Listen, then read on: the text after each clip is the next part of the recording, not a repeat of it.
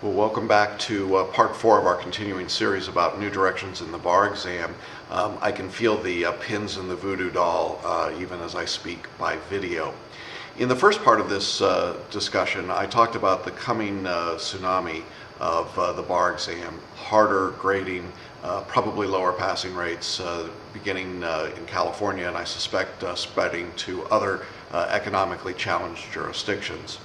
In part 2, I looked at the law school participation in this problem and how taking a law school class for the bar probably is not an effective strategy to being successful.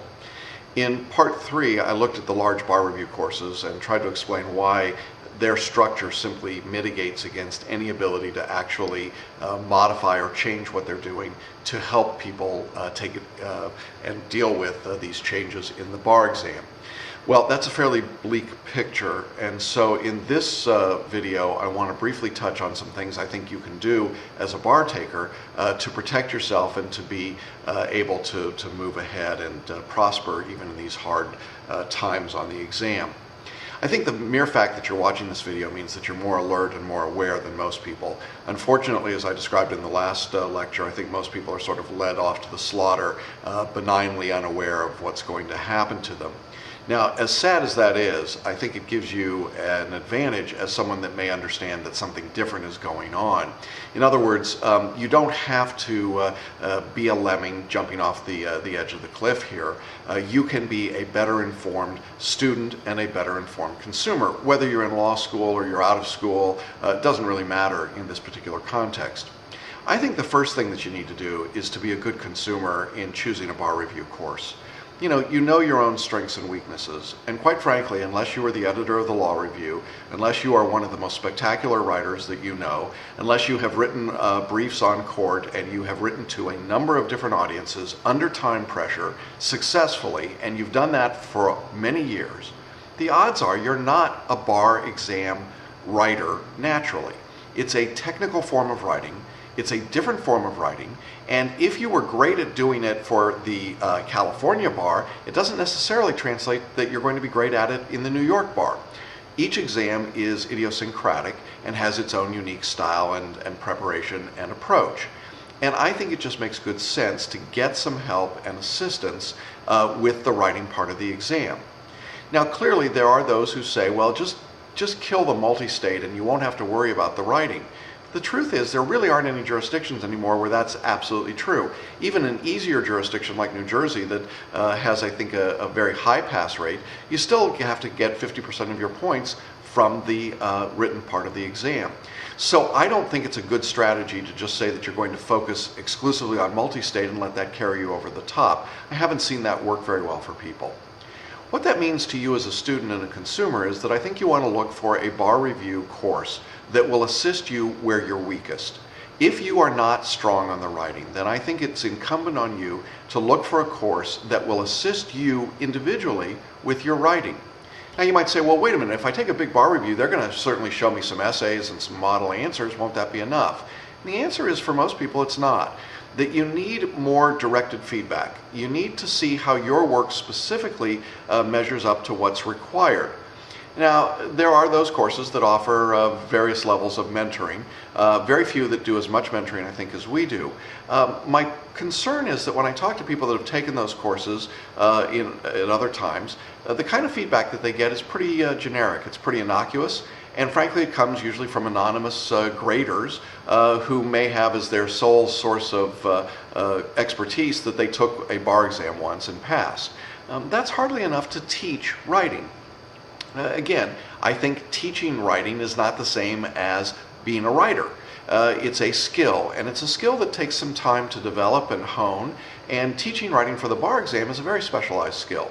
So I think that it's to your advantage to look for bar essay exam teachers. Now, that's one of the things that I do. I've got a pretty spectacular track record, frankly, but there's only so much of me to go around, and frankly, I'm going to fill up my dance card pretty quickly as I have every exam.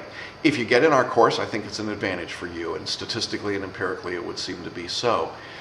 What if you can't get into a course where you're getting a lot of assistance with the writing? What do you do then?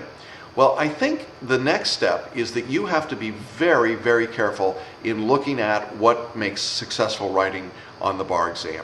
Don't just assume that because you see a model answer from the examiners that means that that's the best way to go.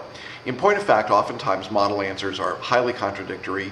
There may be 2 or 3 answers to the same question that are published that are wildly different. But here's the general rule of thumb.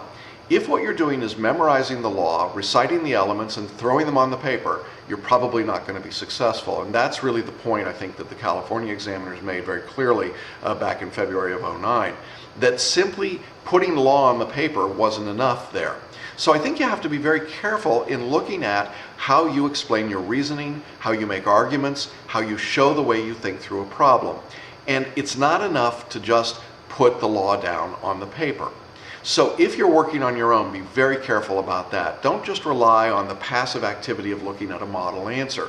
I'm constantly telling students in our course that model answers aren't model for anything, and they're probably the least effective way to study that part of the writing. Well, what else can you do as a consumer to be ready? Well, I think one of the things is to think very carefully about what skills are being tested on what parts of the exam.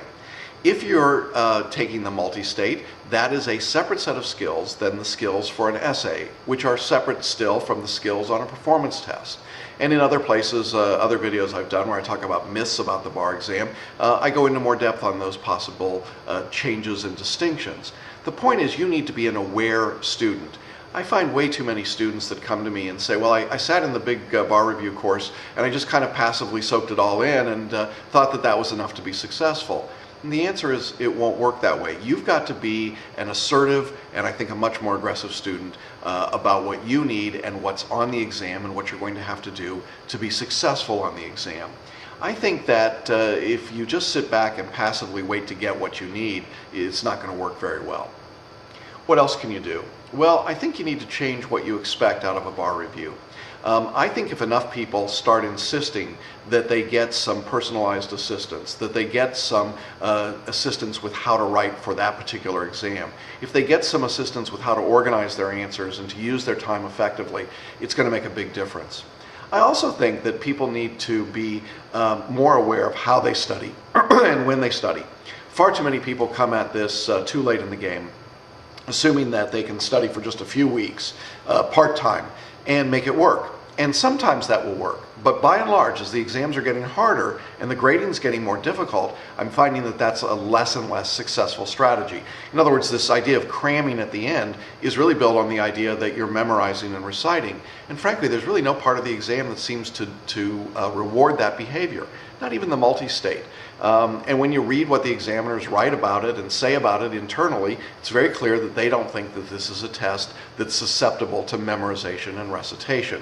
So I think you've got to be a better student. You've got to be a more assertive, aggressive student. You need to be a more active participant in your studies and what you're doing. Those are all steps that I think you can take to protect yourself in this very difficult environment. Well, I hope that these 4 videos taken together have given you some sense of what's coming, what we think is coming, and what you should do. I strongly encourage you, if you're interested in this information and topic, to give me a call or email me. I'd love to hear from you. If you're thinking about what might work for you because you're a retaker or you're a foreign trained attorney or you're somebody that's been out of law school a long time, you're not the traditional third-year law student, I absolutely suggest that you talk to me about our course. We always have openings for exams down the road. If you're a law school student and you're courageous enough to step away from the pack and do something different, I think you'll be rewarded for that behavior. And again, I would invite you to contact me about our course and about our options for students. In any event, I hope that you don't just follow the crowd and walk sort of blindly over the cliff. I don't think it's a necessity that that occur. It's not an absolute, and it's certainly not a preconceived condition. And so I hope that you'll take that approach to being a proactive consumer and that you will, in fact, be able to pass your bar exam. Thanks very much for watching.